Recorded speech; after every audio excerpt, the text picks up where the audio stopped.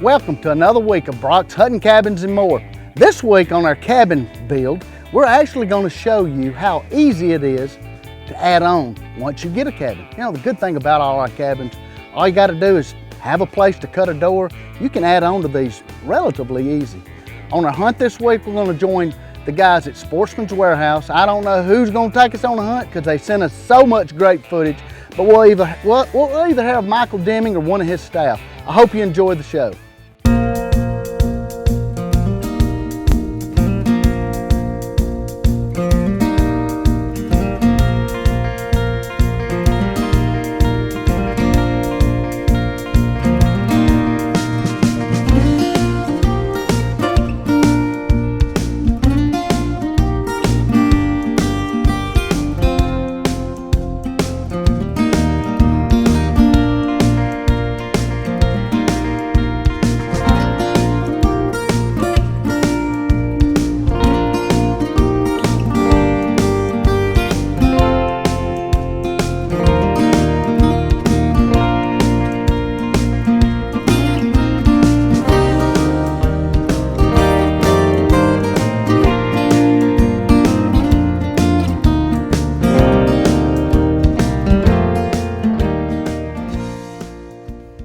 I'm here today with Kelly Preston, one of our foremen, you know, and this is a familiar place, isn't it? Sure it is. Yes, we've been here and built everything they've got.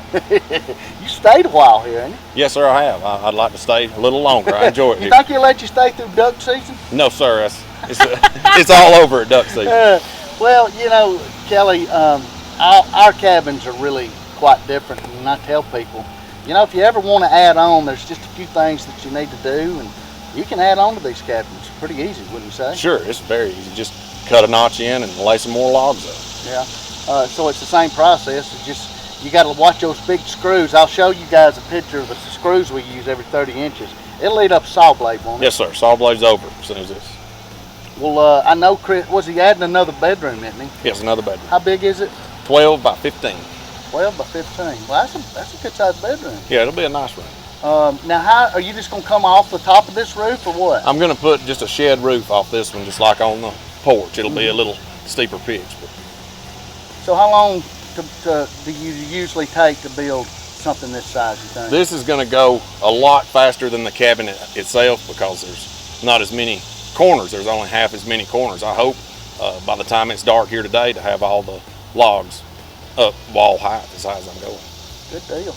Well, you know, and adding on, you know, we do tell people that you just have to maybe make some precautions, maybe determine, okay, this is where we will put a door if we add on. Plan ahead, and, just in case. That way you ain't coming out of your kitchen going right into the bedroom.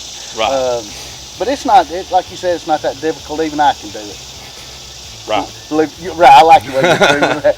And basically what you guys do, and we'll show you some of the footage. You cut out a notch. How wide and deep is that notch? This one I cut 1.5 inches deep, and it's 3.5 inches wide for the 4x8 log. Now, why wouldn't you just hook it to the wall? I mean, why? The profile won't allow you to seal it up. There'll just be holes, right? Because of the profile of the log. Okay, so it's a little complicated, but I had the hardest part cutting that. Chiseling that stuff it's out. Just work like anything else. Hey, that's why I had a hard time with it. Well, let's just go look at some more of the other stuff that we're doing over here now. Before we do that, now how did you do this deck that we built it on, and how did you attach it to the house? I cut straight into the floor system of the existing cabin and just ran beams into it and piers on the front. Just like putting a deck on a house, just a little stronger. Is he going to block the bottom of that or not?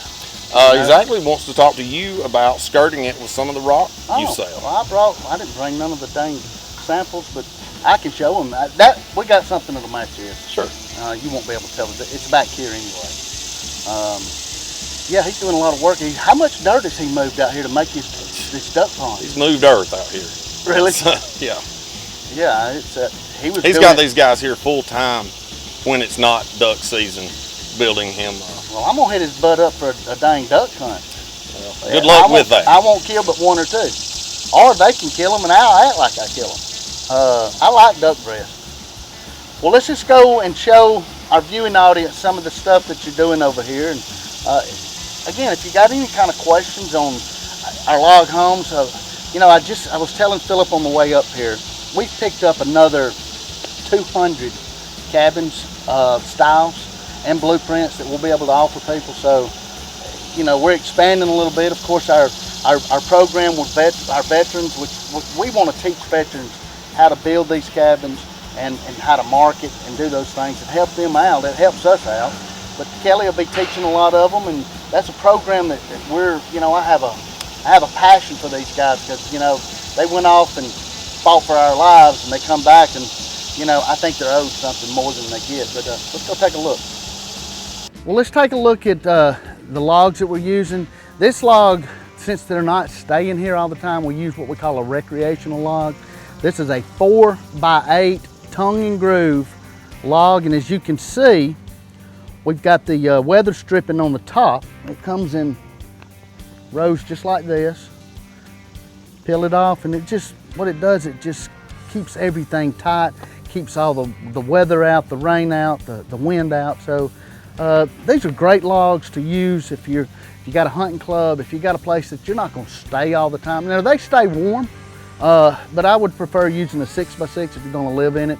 And we have a lot of people that build these houses and build these cabins, and they want to live in them. They're nice enough to live in. They're just like a regular house. But if you're interested in, you know, talking to us about your hunting club or your river spot or your mountain property, your recreational property, we'd love to talk to you about doing one of our cabins. And if you'll remember one thing, when you go to our website, you don't have to go by the plans and the size of that cabinet. We charge by the square foot, and we can do anything you want. So don't mind saying, I want to add 20 foot onto this and take 10 off and vice versa. We can customize it any way you want it because we don't cut these logs till we get out on site.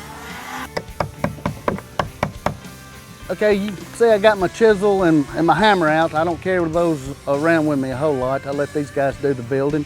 But basically what we're doing is chiseling into this wall. Like Kelly said, we're going in about 1 inch, 2 inches. What this does, it just makes these logs that were coming off the addition part of the cabin. And it just ties everything in instead of just putting it up on this flat surface and screwing it in. We can get a good caulk line on the outsides of these logs. You won't never have a problem with it. You shouldn't anyway. You know, this is probably the most important tool that you can use on building one of these cabins. This is a speed square.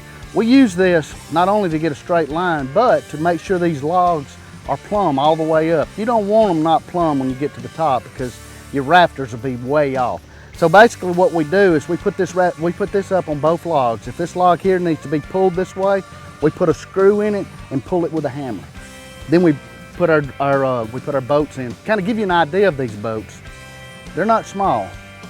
And I don't know what kind of steel they use. It's hardened steel, but it'll eat up a saw blade, I guarantee you.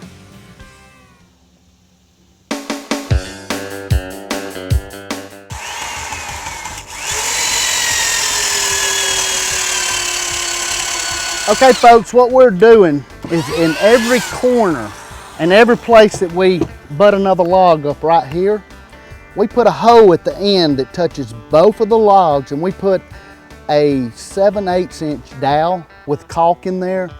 What this does, it pulls the cabin together, and these logs are made of white pine and we use blue spruce out west. These logs are going to shrink and swell. I mean, it's just common knowledge. So this will keep where you'll never have air going through or light going through. Plus it just really ties this whole thing together. Why that speed square is so important. Okay, with every kit comes a certain amount of big stretch caulk, and it's called big stretch for a reason. It stretches with these logs, and what we're doing is we're putting this where we're putting a butt in it up to another log. So we put that caulk, and Kelly's gonna put her in.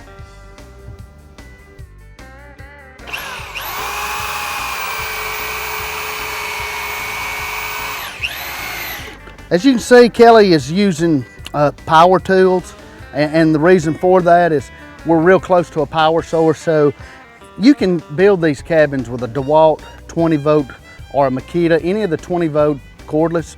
You can get cordless jigsaws.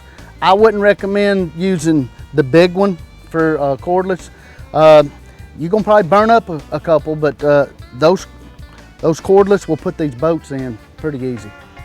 Well, as you can see, we've got a tape measure here, and we've got a mark lined at 10 inches. Now, what this does, if a log's gonna pass through, we want it to overhang at least 6 inches. So if you'll come back and put your line at 10, and you use that line to keep these logs straight all the way up. Now, you can't just use that line, you're still gonna have to use your speed square. But this way, every other log is gonna come out, and it's gonna come out 10 inches. Of course, the bottom one will be less than that.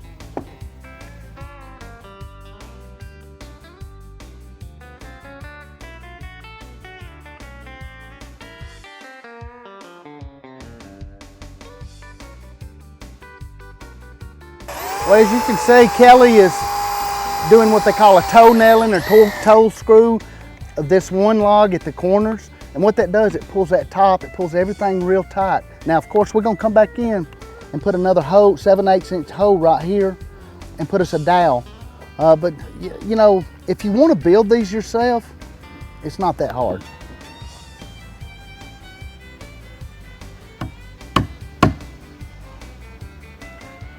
As you can see, what he's doing is chiseling out where that log is going to lay across. And you got to do that on every one of them, or else it'll be humped up. But you see, it's just little stuff like this that you can do to build one of these cabins. You and a bunch of guys can have a good time doing it, wouldn't you say? Oh, yes, sir. They'd have to have a big cooler, right? Big cooler and a big fan. We'll get the fan back on in a minute. Well, as you can see, building one of our cabins it's not the most difficult thing in the world. Got to have some common sense. It'd help if you had somebody like Kelly, but you know, if you'll get our DVD, it shows everything that we've showed you here. It's just like the old Lincoln logs. I know you guys and gals out there remember Lincoln logs as kids. Those weren't that hard to put together.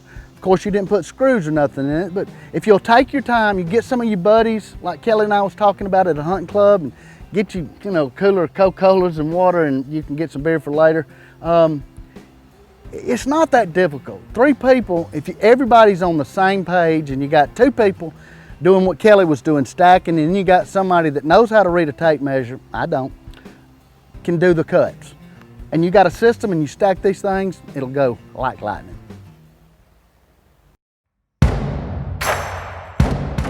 On this flashback hunt this week, we're gonna join a good friend of mine, Michael Deming, and his crew from Sportsman's Warehouse as they take us somewhere throughout the world hunting or fishing. I hope you enjoy it.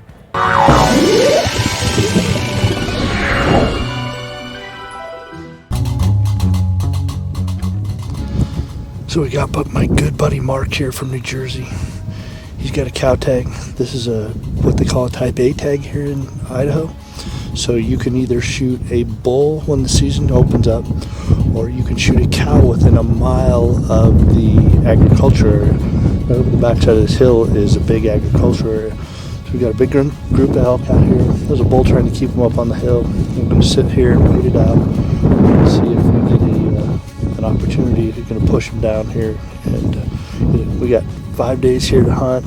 It's always great to hunt with good friends, and we're here at M2D Camo Properties, Sparky's place, one of my best friends. Just a great opportunity here. We're going to have a good time, so stick around. Should be a good week.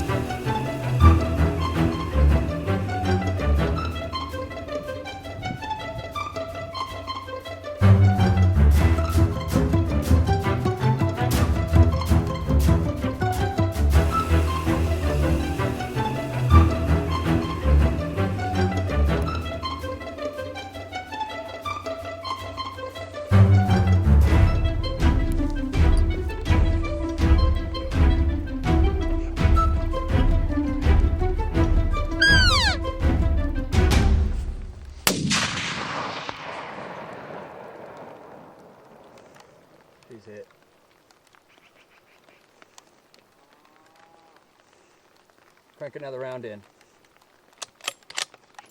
Stop her, Mike.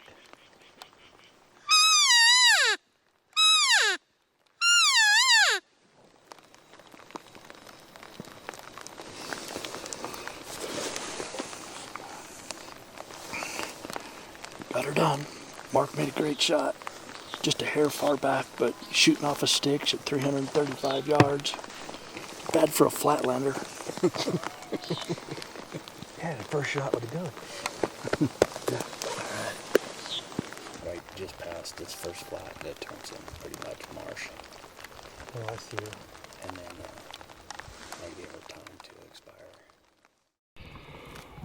Well, good morning. Tell me what's up, Mr. Mark. Well, shot the elk last night, and we're coming in this morning for recovery. Got a little late, no sense in pushing anything. Coming back this morning, get her out. M2D Camo Elk Recovery at its finest right there. That's how I get it done.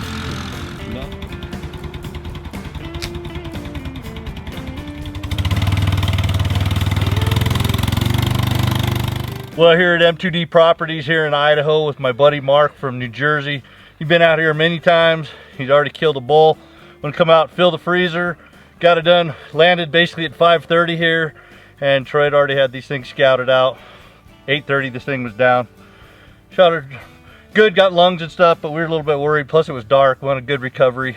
We'll go ahead and let her sit overnight. Got the quad to get her out of here. Great steaks, fill the freezer. Congrats, man. Now we'll go kill you we'll go kill an antelope and whitetail buck. A lot of stuff to do here at M2D Camo Properties. Stick around, it's gonna be a great week.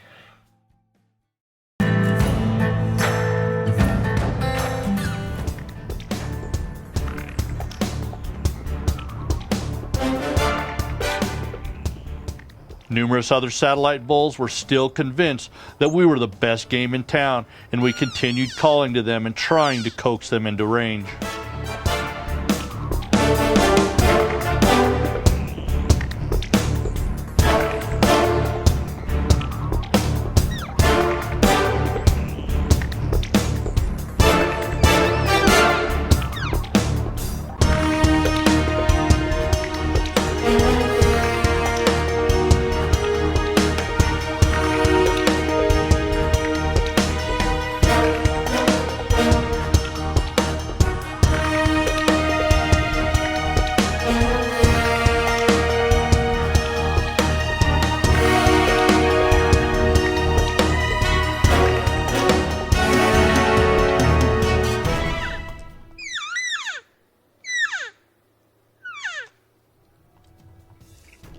My arrow had hit its mark, but the bull had spun to leave when I released, only getting one lung and breaking his front shoulder.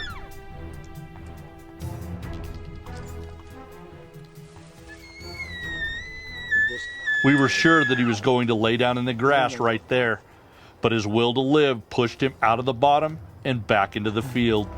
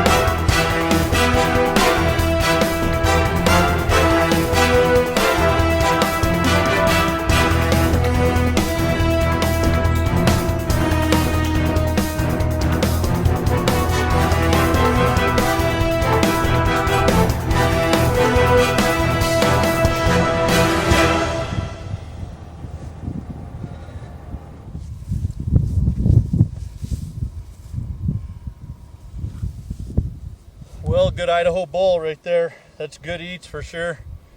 Made a pretty good shot this morning at a little bit longer range, and put a stock on him over here. I've sat 2 hours from him at 47 yards and never didn't think anything was up. Those guys brought the truck around and he jumped out of there like a stinking whitetail and blew out of there. Dumped the string on him. See, looks like I hit him there, and he made it across the field over here, so just let him expire. Good eats. You know, we saw a big 350 type bull this morning, and that's why people come here. This guy's got some great property here. Sparky's got great land, over 30,000 acres, and a lot of elk. I mean, we've got a couple of cows so far. I think they've killed 16 or 17, and obviously got some bulls. So good thing is we can drive right in here, load him up on the trailer, and take him out, skin him at the skinning shed, get him hung. Good meats. On to the next adventure. Idaho has a very generous archery elk season, which lasts for nearly 5 weeks. This tag will allow you to hunt either sex with your bow, or when time's getting to the last night, you can pick up your rifle and shoot a cow near the fields. Sparky Sparks, aka the Joker, runs a great operation and has literally thousands of elk. If you're looking for a great elk hunt, give Sparky a call. We also give away one of these limited entry rifle hunts with the Pro Membership Sweepstakes, which includes a landowner voucher. So don't miss your opportunity to win this great hunt. Thanks for joining us on this episode.